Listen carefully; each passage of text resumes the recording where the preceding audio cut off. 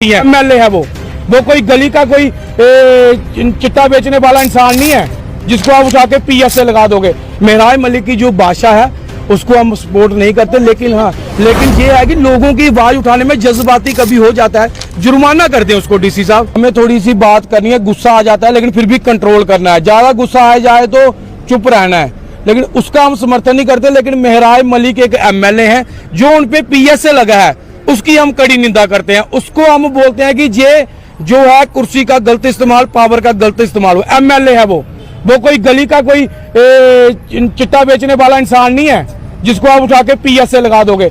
MLA बहुत बड़ी power बनाया हुआ है। चलो पीएसए लगाया, हम समझते हैं पीएसए लगाया, आपकी प्रक्रिया जो कानून की ताकत है अच्छे से चलने लगी। फिर तो बहुत लोगों पे पीएसए लगते हैं, बड़े गफले हुए हैं जहां पे नेताओं ने, सब नेताओं पे लगाओ ना पीएसए। अपोजिशन पे ही कार्रवाई क्यों? हम नहीं कहते पीएसए नहीं लगना चाहिए, अगर लगना चाहिए तो फिर उन पे भी लगना चाहिए जिन्होंने बड़े बड़े घोटाले जम्मू कश्मीर में किए हैं, उन पे भी लगना चाहिए जिन्होंने लोन लेके लोन लिए। सारे लोग हैं जो गाली गलौज करते हैं, गाली से अगर पीएसए लगता है भाई साहब, फिर आधा जम्मू कश्मीर को तो पीएसए लगना चाहिए। और गाली गलौज पे हिंदुस्तान में पता नहीं कितने नेता हैं जो गाली निकालते हैं, क्योंकि क्या होता है कि गाली निकालना उसके ऊपर कोई और कार्रवाई बनती थी, एफआईआर लगती थी, कोर्ट में उसको माफी मांगनी चाहिए थी, नहीं तो उसको 50 लाख का जुर्माना होना था महराज मलिक को। लेकिन एक एमएलए को जिसने वोट लेके अपने लोगों के काम करने हैं उसको पीएसए लगाना, फिर तो मजा बन गया। ये तो पीएसए, बड़े सारे ऐसे नेता हैं, अगर की आवाज परमात्मा की आवाज है, ये आवाज दबाई जा रही है, परमात्मा की आवाज दबाई जा रही है, ऐसा नहीं होने देंगे।